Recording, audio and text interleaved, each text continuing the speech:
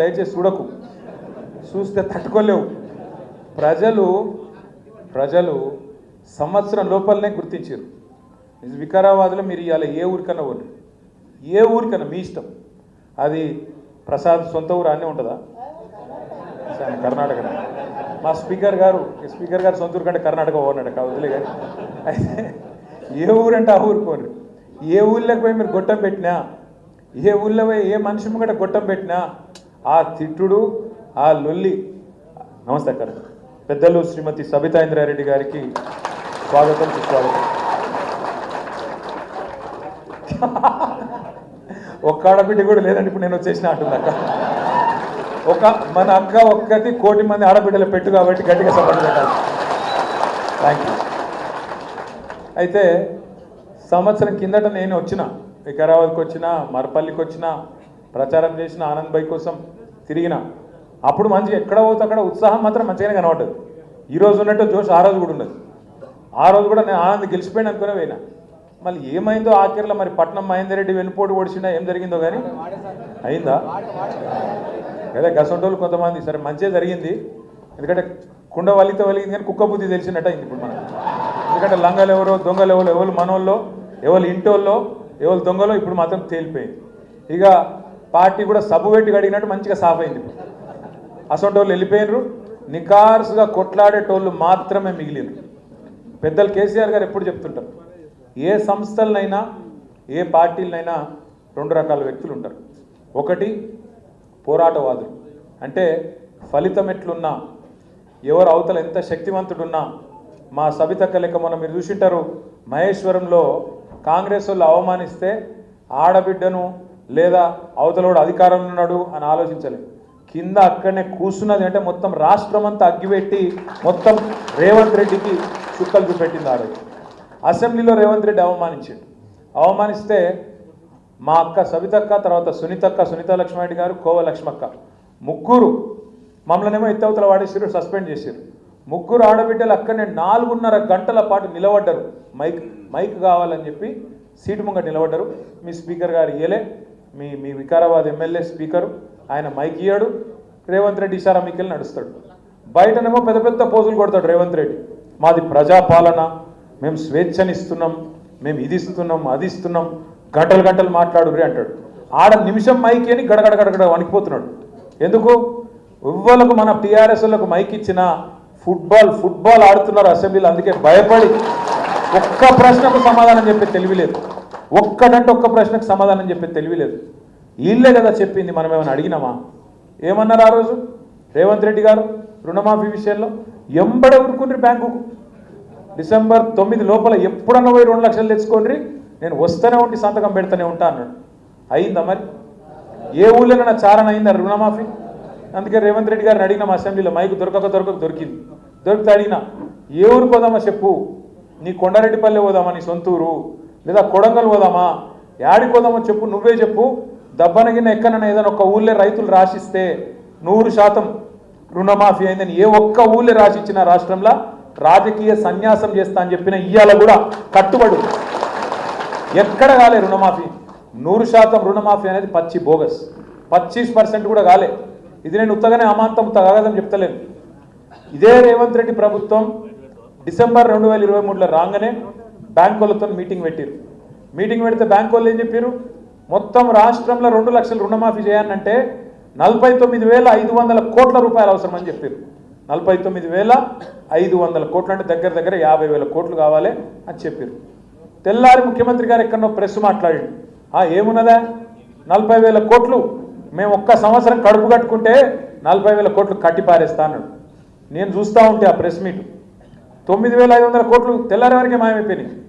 49,500 కోట్లకి వెళ్ళి తెల్లారే ముఖ్యమంత్రి నోటి కాడికి వచ్చే వరకు 9,500 కోట్లు ఎగిరిపోయినాయి. సరే అయినప్పటికీ కడుపు కట్టుకుంటా అన్నాడు, చేస్తాడేమో, 40,000 కోట్లు కడతాడేమో అనుకున్నాం. మళ్ళా చూస్తే ఇంకో 15 రోజులకు క్యాబినెట్ పెట్టింది. క్యాబినెట్లో రుణమాఫీ అని చెప్పారు. ఇది పార్లమెంట్ ఎలక్షన్ కోసం 31,000 కోట్లు అన్నారు. పూర్యం 40,000 కోట్లు 31,000 కోట్లు ఎట్లయిందిరా అంటే చెప్పేటోడు లేడు. 9,000 కోట్లు ఇంకోటి కట్టు. ఆడికెళ్ళి మళ్ళీ వెంటనే అసెంబ్లీలో బడ్జెట్ పెట్టింది. 31,000 కోట్లు పోయింది క్యాబినెట్ నుంచి అసెంబ్లీకి వచ్చే వరకు 5,000 కోట్లు మాయమైంది, 26,000 కోట్లు అన్నారు. అది కూడా పోయింది. ఆడికెళ్ళి మొన్న ముఖ్యమంత్రి గారు మహబూబ్ నగర్లో పెద్ద మీటింగ్ పెట్టి లొల్లి పెట్టుకుంటే చెప్తుండు, నేను మొత్తం రుణమాఫీ చేసేసిన 18,000 కోట్లు ఇచ్చిన అని అక్కడ చెప్పిండు. అంటే ఆడికెళ్ళిడికి మళ్ళీ 8,000 కోట్లు వీకింది. బట్టి విక్రమార్క గారు పాపం ఆయన అమాయకుడు, ఆయనతో నిజం చెప్పిండు ఒక్కడ మాట్లాడుకుంటా ఇప్పటి వరకు ఖాతాలలో 11,000 కోట్లు కూడా పడలేదు అని ఆయన చెప్పిండు. ఎక్కడ 49,500, ఎక్కడ 11,000. అందుకే నేను అంటున్నా చారాన కూడా కాలే, ఇది వాస్తవం. అందుకే ఏ ఊళ్ళో పోయి రైతుల కాడ గొట్టం పెట్టగానే ఏమంటారు, రమ్మన్ రేవంత్ రెడ్డి మేము చూస్తాం, ఇక్కడ రమ్మని ఒకసారి అంటారు. నిజంగా చెప్తున్నా రేవంత్ రెడ్డి గారు, నీ ఆరోగ్యం మీద ఫికర్తో చెప్తున్నా, పొరపాటున కూడా సెక్యూరిటీ లేకుండా ఊళ్ళకు పోతే మాత్రం రైతులకు దొరికితే అది లగచర్ల కాదు, రోడ్డు బండ తాండ కాదు, ఎక్కడ పోయినా రోడ్లేసి దంచినట్టు దంచి దంచి దంచి దంచి ఉరికించుకొట్టేటట్టున్నారు. రేవంత్ రెడ్డి ఇంకోలా చూస్తలట్లు లేరు. రైతులు ఇలా కాంగ్రెస్ వాళ్ళు ఓట్లు అడిగేందుకు వస్తే దంచి కొట్టడానికి సిద్ధంగా ఉన్నారు. దయచేసి కాకపోతే నేను మిమ్మల్ని కోరేది ఒకటే, ఇవాళ మనం చూస్తున్నాం ప్రజలు కోపంగా ఉన్నారు, వాస్తవం. రుణమాఫీ కాలే, కేసీఆర్ గారు చెప్పినారు రైతు బంధుకు రామ్ అవుతుంది కాంగ్రెస్ వస్తే అని చెప్పిండు. చెప్పినట్టే కేవలం ఎలక్షన్లు ఉన్నప్పుడు పార్లమెంట్ ముందు అది కూడా మనం ఎన్నికల ముందు దాచిపెట్టిపోయిన పైసలు వేసినట్టు చేసిండు. పెంచుతా అన్నాడు కేసీఆర్, 10,000 ఇస్తే నేను 15,000 ఇస్తా అన్నరికిండు. కానీ మళ్ళీ ఆఖరికి ఆ 7,600 కోట్లు ఏదైతే కాంగ్రెస్ వాళ్ళే ఆపినరో ఎలక్షన్ల ముందు ఎన్నికల కమిషన్కు ఉత్తరాలు రాసి ఒక గవే పైసలు 4 నెలలు సతాయించి పార్లమెంట్ ముంగట వేసినట్టు చేసిండు. మళ్ళీ అప్పటి నుంచి ఇప్పటి వరకు రూపాయి ఇయ్యలే, అప్పటి నుంచి ఇప్పటి వరకు రూపాయి కూడా వడలే. మళ్ళీ మొన్న అన్నాడు ఠకీమని ఇస్తా అన్నాడు. ఎందుకంటే కేసీఆర్ టింగు అన్నాడు కానీ నేను టకీ అంటా అని టకీ అన్నాడు. మేము అనుకుంటే నిజంగానే పడతాయేమో, కదేదో భూములను పెట్టిండట. ఇక్కడ మీ రంగారెడ్డి జిల్లా భూములే 10,000 కోట్లు అవి తనక పెట్టి తెచ్చిండట. మరి ఆ 10,000 కోట్లకి నేర్తాడేమో, నిజంగానే రేవంత్ రెడ్డి మంచోడు అయిందేమో నేను అనుకుంటే. తెల్లారి వరకు 26 జనవరి ఉన్నది, ఈరోజు సెలవు ఉంది బ్యాంకులకు. మీరు తెల్లారు లేచే వరకే ఫోన్లు మోగుతూనే ఉంటాయి, టకీ అంటాయి అన్నాడు. పడ్డాయా మరి టకీ పడ్డాయా? టకీ లేదు, టుకీ లేదు, ఏది దిక్కు లేదు. పడ్డదా తులం బంగారం టకీ మని? పడ్డదా 2,500 టకీ మని? 4,000 పెన్షన్లు పడ్డాయా ముసలోళ్ళకు టకీ మని? మరి చెప్పాలన్నా వద్దా ఇవన్నీ మనం ఊళ్ళల్లో? దయచేసి నేను మిమ్మల్ని కోరేది ఏంటంటే, రాజకీయాల్లో అప్పుడప్పుడు గెలుస్తాం, అప్పుడప్పుడు ఓడతాం. ప్రజలు మనకు 2 సార్లు అవకాశం ఇచ్చారు. 2 సార్లు వికారాబాద్ ఎమ్మెల్యే గెలిపించారు. మనకు 14 గెలిపించారు, 18 గెలిపించారు. మీ వాళ్ళు ఇమాందారులే, వికారాబాద్ వాళ్ళు ప్రజలు మంచోళ్ళు, ఇమాందారులు గెలిపించారు. మనమే చిన్న పొరపాట్లు చేసుకున్నాం, ఏ మాటకు ఆ మాట మాట్లాడుకోవాలి. మనమే చిన్న తప్పులు చేసుకున్నాం. కొంతమంది కలుపుకపోయేది ఉండే, కలుపుకపోలే. కొంతమందిని అట్లా కాదు ఇట్లా అనుకున్నాం, చిన్న మిస్టేక్స్ చేసుకున్నాం. తక్కువ తేడాతో ఓడిపోయినాం, ఎక్కువ తేడా ఏం కాదు. ఆనంద్ కూడా బ్రహ్మాండంగా పనిచేసిండు. వాస్తవంగా మాట్లాడాలంటే డాక్టర్ మెతుకు ఆనంద్ గారు రాజకీయాల్లో గతంలో లేకపోయినా నిజాయితీ గల్లోడు, మంచి మనిషి, కరప్షన్ లేదు, ఇంకోటి లేదు. భగవంతుని దయ వల్ల మంచిగా అన్నీ ఉన్నాయి. ఆయన అందంగా ఉంది, అందం కూడా ఉన్నాడు, స్మార్ట్ ఉంటాడు, ఐశ్వర్యం ఉంది, అన్నీ ఉన్నాయి. మంచిగా ఇట్లా సంపాదించి పెట్టే భార్య కూడా ఉంది. కాబట్టి సబిత గారు ఉంది, ఆమె కూడా మంచి డాక్టర్, ఆమె హస్తవాసి మంచిదట. మంచిగా ఆమె ఎలక్షన్లో తిరుగుతుంది, మళ్ళీ ఇంటికి పోతే వంట చేసి పెడుతుంది, మళ్ళీ మీదికి వెళ్ళి పైసలు ఇచ్చి మళ్ళీ బయటికి పంపుతుంది. కాబట్టి ఇక మనోడు అదృష్టవంతుడు ఆ రకంగా కూడా.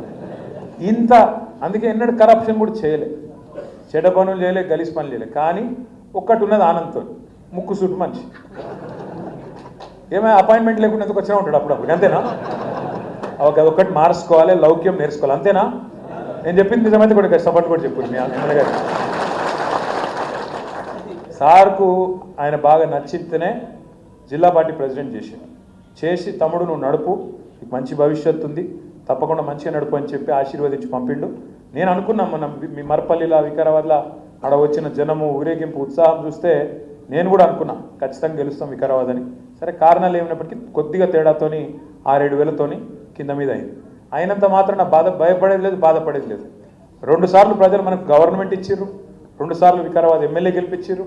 మనం కూడా దానికి తగ్గ విధంగా వాళ్ళ రుణం తీసుకునే ప్రయత్నం చేసినాం. వికారాబాద్ జిల్లా కావాలనేది మీ ప్రాంత ప్రజలది ఇయ్యాలటి కల కాదు, 4-5 దశాబ్దాల కల. ఇందిరారెడ్డి గారు ఉన్నప్పటి నుంచి మేము వింటున్నాం, అప్పటి నుంచి ఏది వికారాబాద్ జిల్లా కావాలి, వికారాబాద్ జిల్లా కావాలి, సిద్దిపేట జిల్లా, మంచిర్యాల జిల్లా, వికారాబాద్ జిల్లా, సూర్యాపేట జిల్లా, ఇవన్నీ ఎప్పటి నుంచో ఉన్న డిమాండ్. అల్టిమేట్గా వికారాబాద్ను జిల్లా చేసిన నాయకుడు ఎవరు? కేసీఆర్. ఇది మనం యాద్ చేయాలి ప్రజలకు. వికారాబాద్లో హైదరాబాద్ పక్కనే ఉంటుంది, కానీ వికారాబాద్లో ఒక మెడికల్ కాలేజ్